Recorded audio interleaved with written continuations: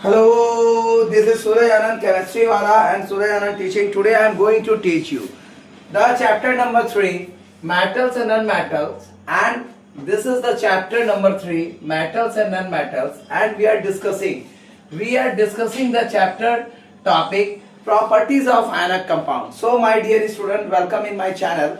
This is Surya chemistry teacher, and I also teach bio, but basically I upload the video of chemistry. After completion of chemistry, I gave you some few important questions of bio also and some topics also. This is my promise to you, my board examining. So properties of ionic compounds. So the properties of ionic compounds, some general properties of ionic compound are as follows.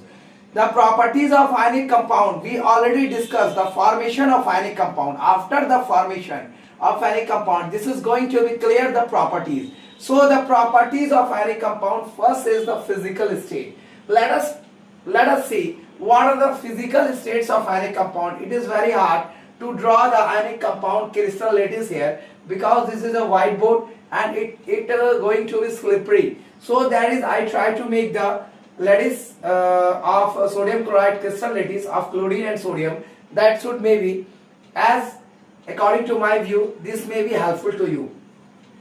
So the physical state, the general properties of ionic compound. First topic is physical state. Ionic compound are solids. Ionic compound are basically solids. So they are exist as a network of oppositively charged cation. The network of oppositively charged cations, that is an anions, cations and anions.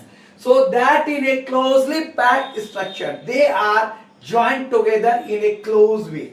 The structure is closely packed.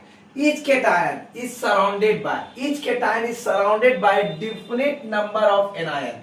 Each cation is surrounded by a definite number of anion and vice versa, as shown in figure. That you see, each cation is connected, surrounded by a definite number of anion, and that as you seen in the figure. So ionic compounds are somewhat hard. Ionic compounds are some extent to be the hard due to the strong forces of attraction applied between the positive and negative ions. There is a strong force of attraction between the positive and negative ions. So these compounds are generally brittle. And break into the pieces when force is applied. So this compound somewhat is it hard, but when you are going to be brittle it and you are going to hammer it, it should be converted into the